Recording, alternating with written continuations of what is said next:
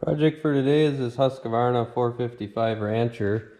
It's been sitting for a couple of years. It was my dad's and they quit burning firewood, so he hasn't had much use for it. But last time he tried to start it, it would run a little bit, but then it would die out as soon as you give it throttle. So these were prone to having the gas line where it runs down through to the tank. It would crack in there and suck air, but we're going to go through the carburetor too, just to make sure it doesn't have a bad diaphragm or anything, since we got to take all that stuff apart to get in there anyway. So I'll get this set up and we'll get to it. I'm just going to check down through the spark plug hole.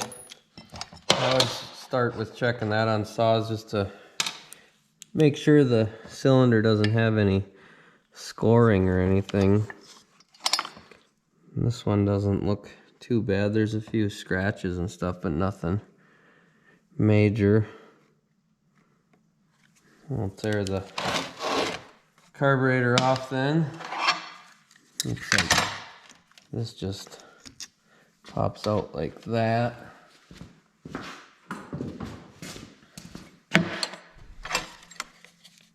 It's been a long time since I've done one of these, so I'm not really sure all the stuff we need just yet. A couple of 4mm Allen bolts here.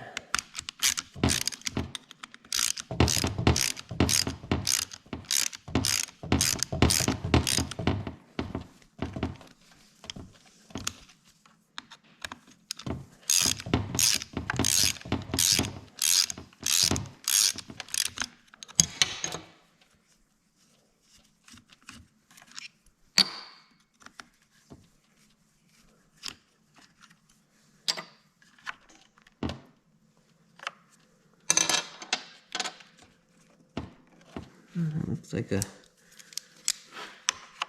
couple of wires for the kill. Get unplugged here.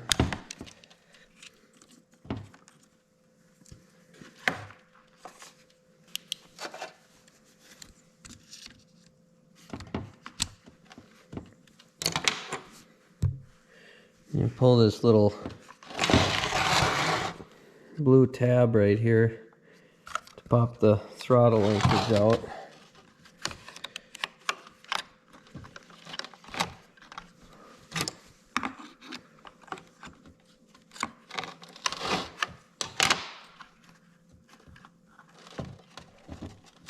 That just pulls out straight out and sits in just a little groove. And then to get down into here, there's a couple more Allen heads. They're also 4mm.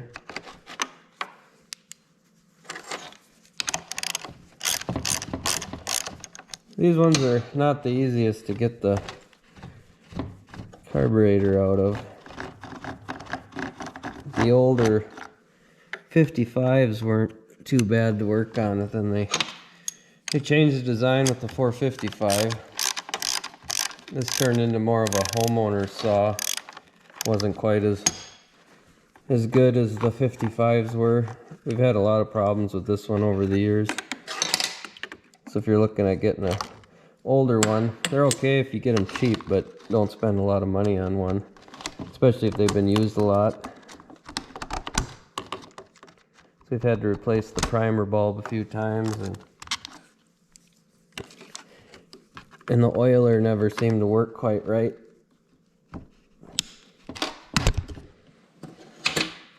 I guess we'll leave that one. Let's see if we can. Oh no, that does have to come up out of there. There we go. Everything's on rubber mounts, so it all flexes around.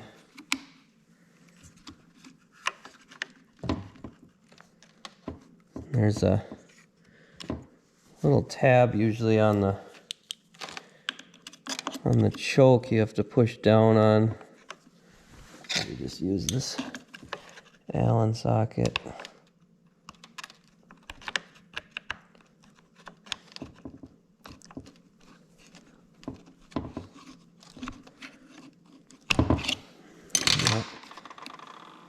So I'll show you that when I get it out of here.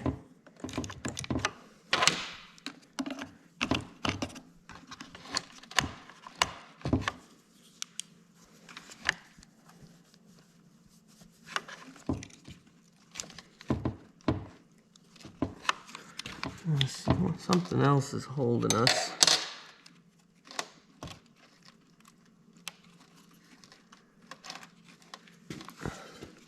All these little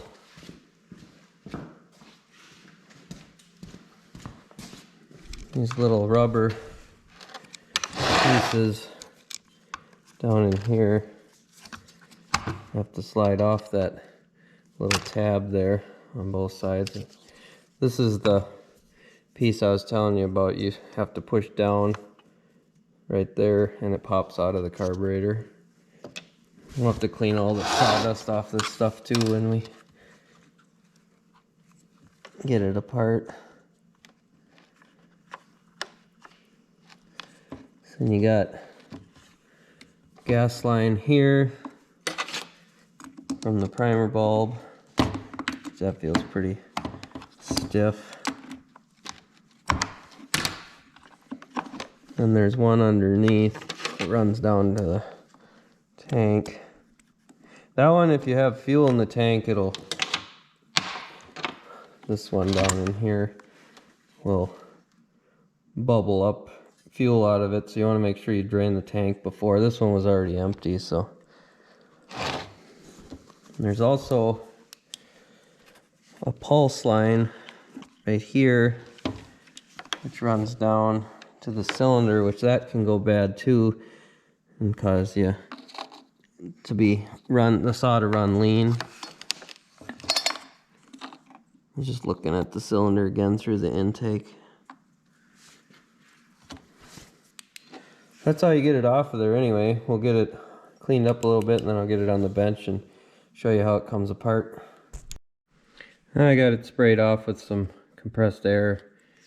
Get all the sawdust off of it. We'll start with this screw on the bottom. Take this cover off.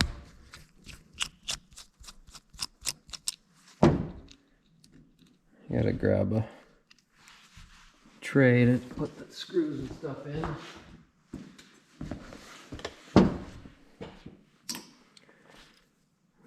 Well, this diaphragm, you can see it's kind of bubbled out.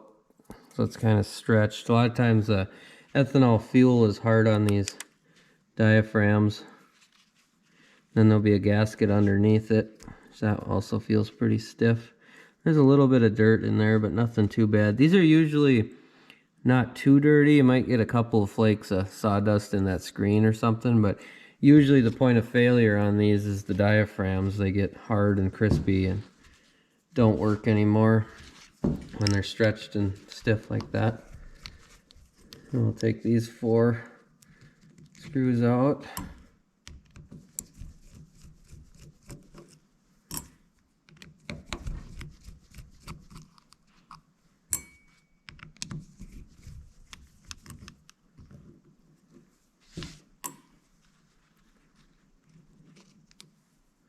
And you can see there's quite a bit of sawdust underneath there. There's a breather hole in here so the diaphragm can move up and down.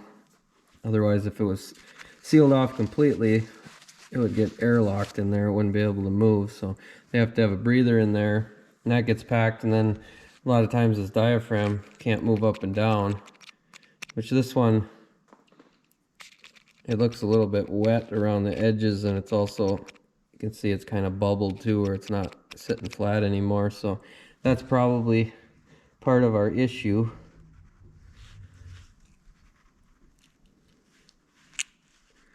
You also want to pay attention to the direction this sits. So this part with the little part sticking up, that needs to push down on this little arm that runs the metering valve up and down. I usually leave that little needle alone unless we're having problems with it over fueling or not getting any fuel at all. Sometimes that'll be bad, but I usually, the ones that come with the kit, sometimes the arms get a little bit bent and it has to sit flat like that. If I could get it to focus on there. That little arm, if it's bent up too much or down too much, that won't work right either. So you had that diaphragm, and then there's a gasket under that. And then I'll just hose everything out and see if I have a kit for this, and we'll put it back together. I'll have to order a kit for the carb, so I thought I'd just continue on and do the fuel lines. You gotta pull the gas cap right out of there, and then I usually use this locking pliers like that to grab the fuel filter. I might have to grab a little bit longer one. It's all wrapped up down in there. I'll grab a longer one.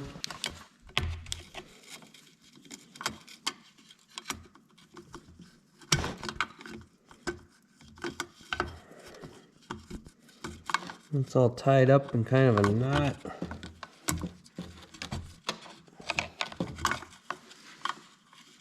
That could be part of our issue too. I don't know how that could happen.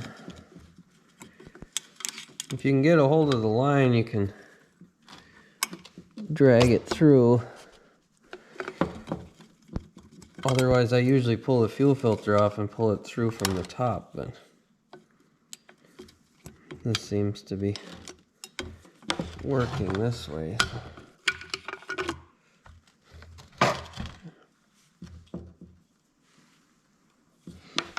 Had a little bit of fuel in there, we're leaking.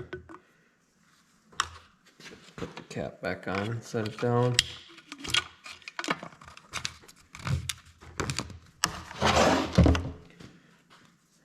Yeah, I've never seen one do this. It actually was tied in a knot in the tank, which that could have been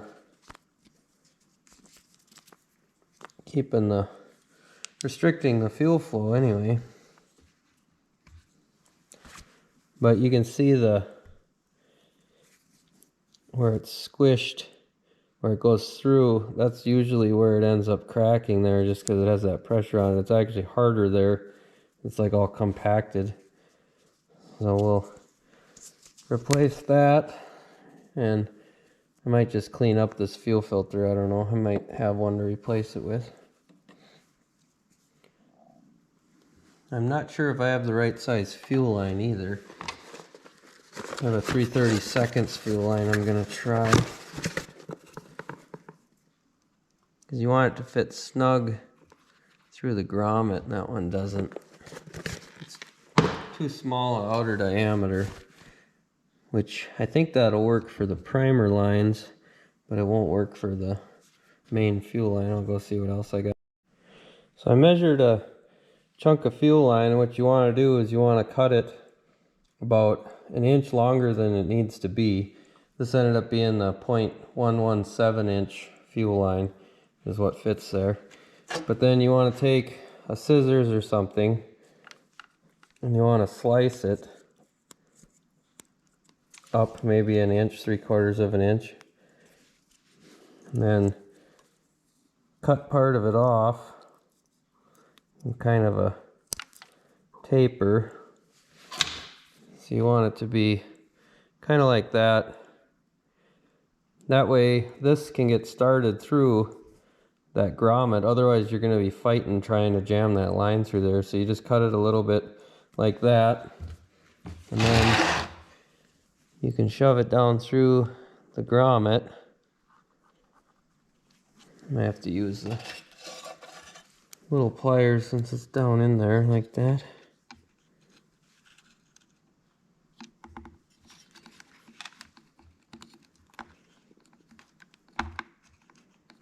And just kind of feed it down a little bit at a time.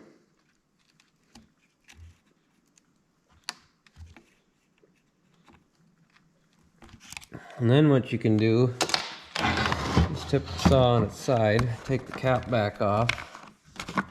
I can't really get down in there with the camera, otherwise I'd show you down in the tank, but Probably got to use a light to see what you're doing here. I'll see if I can get it so you can see. Well, there you go. You see that line sticking down in there.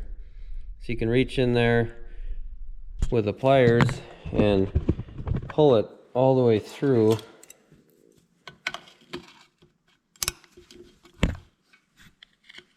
Till it comes up out of there. Just make sure you don't go all the way and have it be sticking out or coming back all the way through the tank, and then you have to start all over again. Then you just cut that little end off that you made the taper on. We'll slide the fuel filter back on.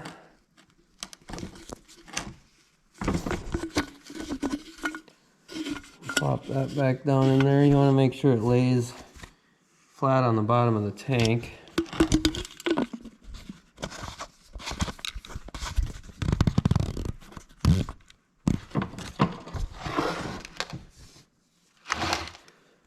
And then we got the top sticking out that goes to the carburetor. And this one you'll have to do, I'm going to put this short line up here just so I know that's the one that goes to the carburetor. Don't mix up your two lines for the primer bulb or we'll work backwards. So this one runs down behind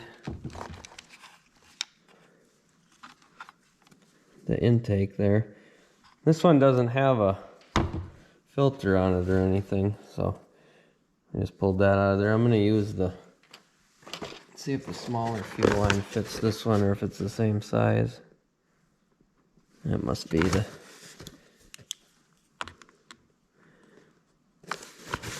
this one will fit in there. Just want to make sure it's a tight fit.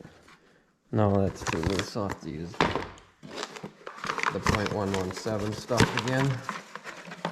I got just enough left, I think, to do this. So I'm just measuring it out. Then I'm going to go about that much longer. And then do the same thing. Cut the slit down it. You can just cut on both sides, kind of like this too, and then shave off the excess like that. Doesn't have to be pretty.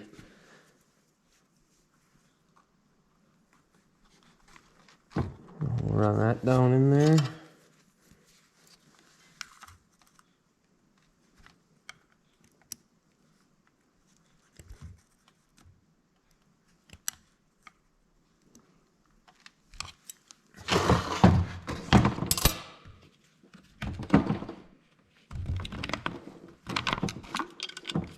If I would have drained all the gas, I wouldn't have to keep taking the cap on and off, but there's still a little in there I don't want to spill.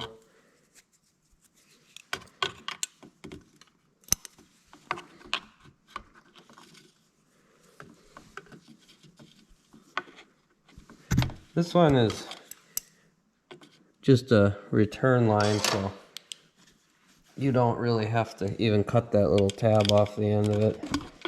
You don't want to pull it through too far. I guess you can pull it backwards the other way from up here, but I just want to make sure I have enough, because it tucks underneath the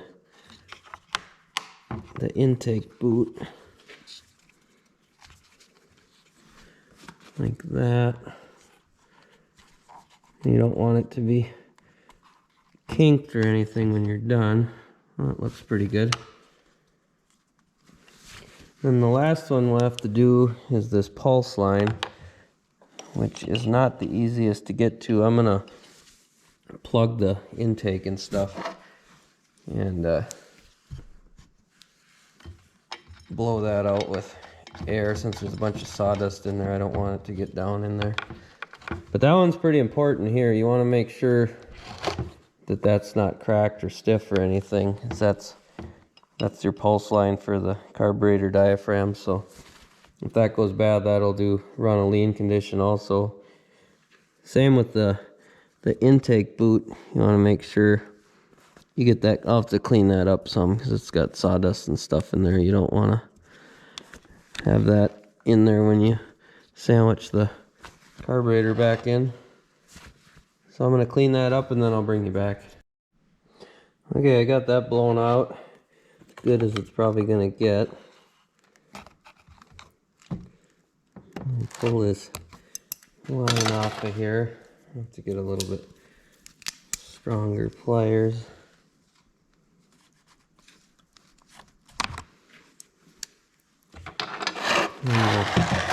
Can't really see in there very good. But it's down in here. I'll have to grab. The proper way to do this would be to probably take that intake off all the way.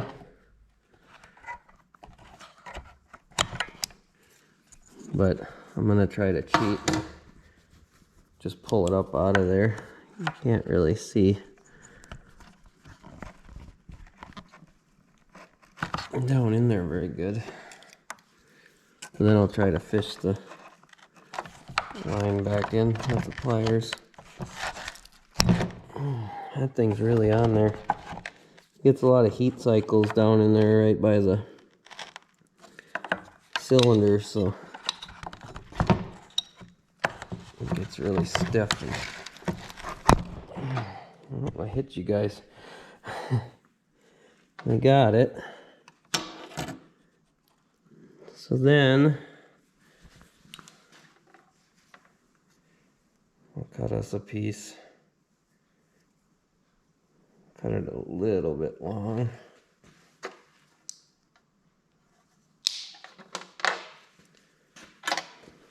I'll try to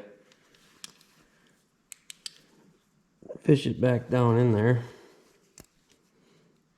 I'm going to lock it into the pliers kind of like that. See if I can get straight down in there.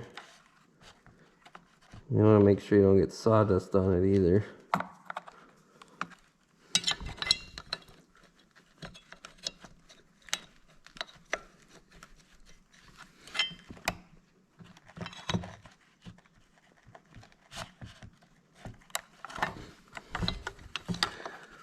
I got it started. Just need to go a little bit more.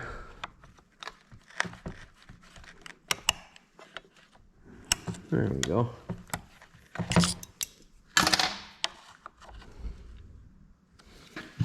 I don't know if you can kind of see down in there where it goes. It's kind of just straight down and towards the middle of the cylinder a little bit.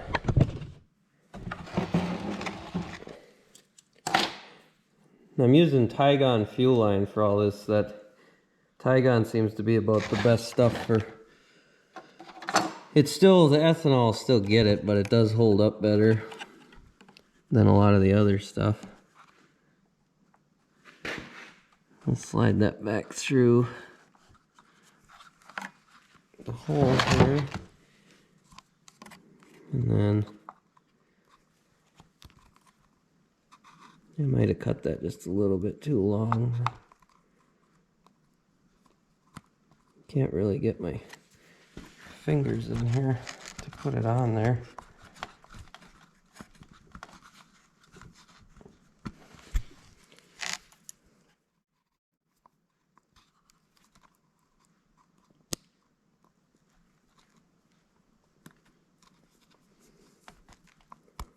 There, I got it started.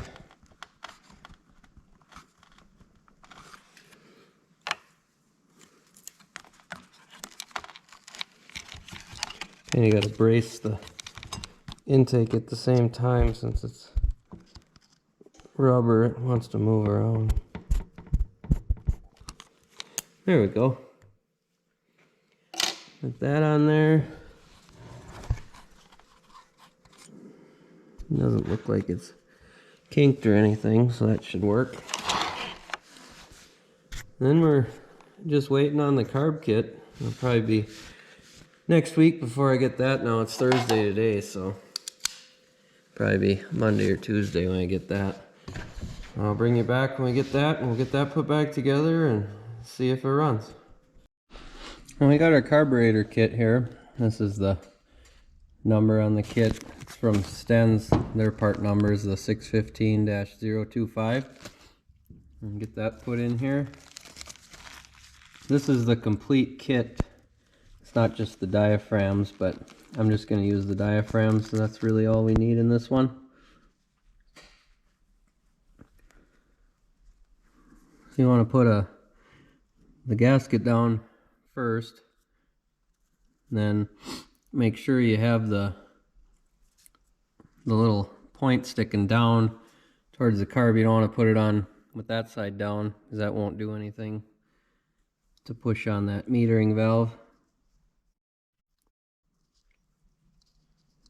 That goes like that. And we'll put our cover back on.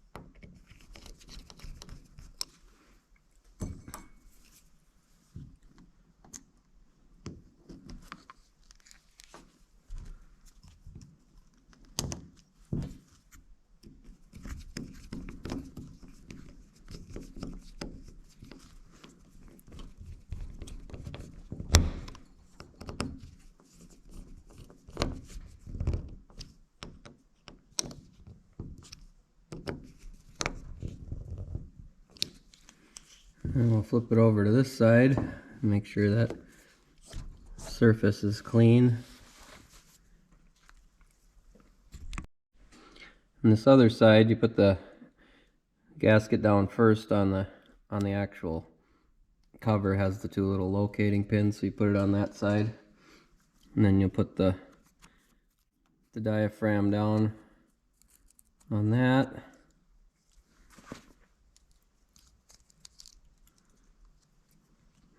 Put that down on the carburetor, make sure everything stays lined up.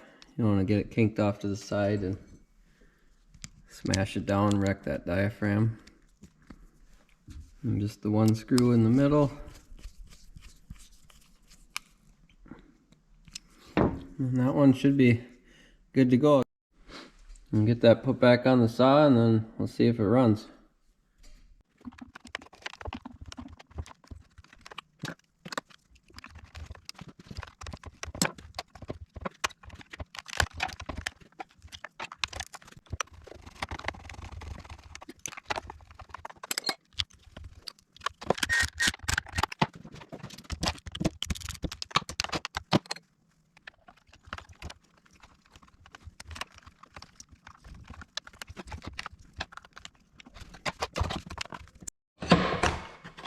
Now if you look down in here, you'll see I got too much of that gas line sticking out of the tank, so we're gonna flip it on its side and we'll pull some more of that through.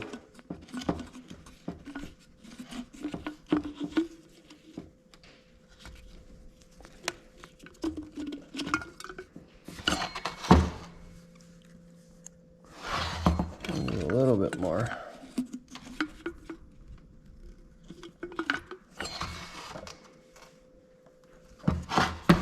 Looks pretty good. You just want to make sure you don't have any kinks in the line. If there's too much out there, then it gets bound up. You can see now it's makes a nice turn straight down into there. And then these other lines too, you want to make sure that one coming down here is got a nice smooth bend in it. And then once we put some gas in it, we'll make sure it primes up correctly. And I think we're about at that point where I can put some gas in it and try priming it up and make sure I didn't get those lines swapped, which I'm pretty sure we didn't, but you never know. I always double check. Alright, got some gas in it. We'll hit this primer a few times and Hopefully it'll suck up some fuel.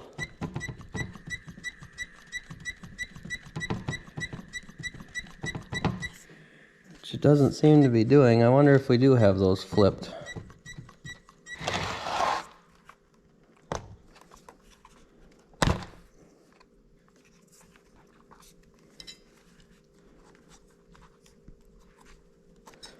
I'll try it this way.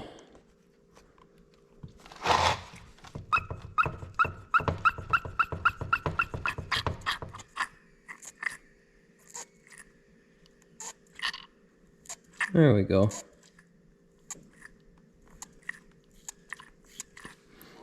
Must have had them flip-flopped.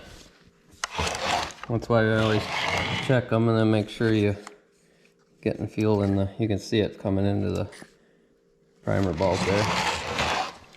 I'm gonna clean off this air filter and then we'll slap that back on, probably put a new spark plug in it, then we'll go out and give it a try.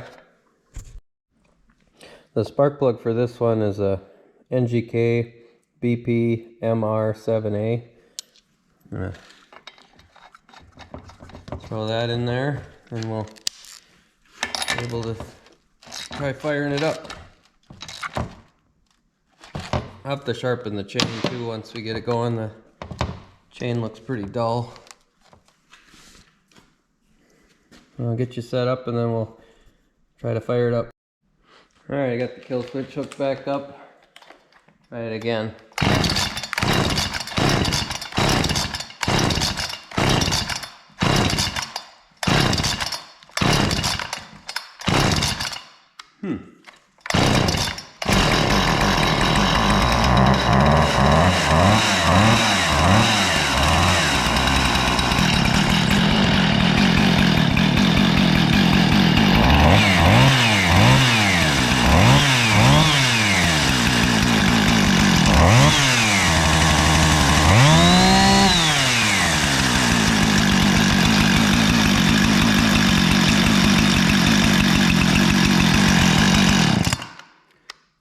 Runs pretty good. I'll get that chain sharpened up and put the top cover back on and then we can go test it out. I was surprised we didn't have to adjust the carburetor or anything. It revved out pretty good and it idled good, so I'll take that. We'll get the chain sharpened up and go try to cut some wood with it. I got you set up on the sharpener. Got the chain set up where I want it. Let's see how this goes with the camera hanging off of here.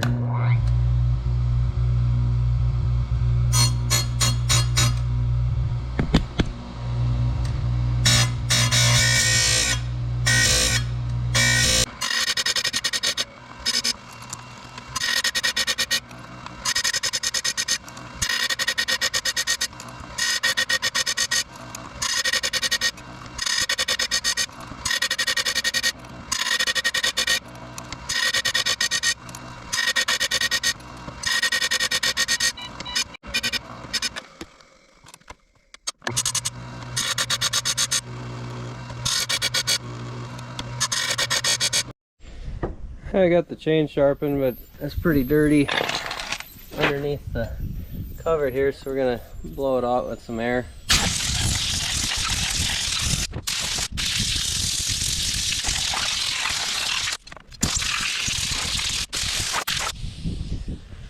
Oh, that looks quite a bit better. Get it put back together and go test it out. Alright, I got a down tree out here. I'm gonna try to fire this up and see how it works.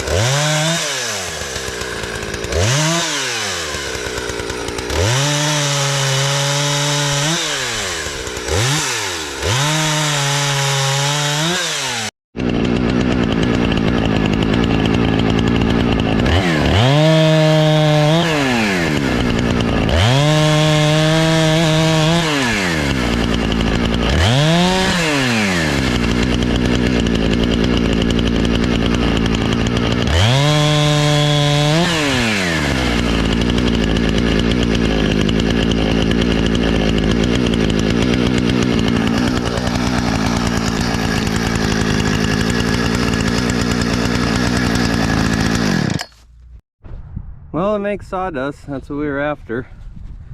The chain seemed good and sharp and didn't have any fuel issues, it didn't seem like, so I think it's good to go. And that's gonna do it for this video. Please like and subscribe to the channel, and thanks for watching.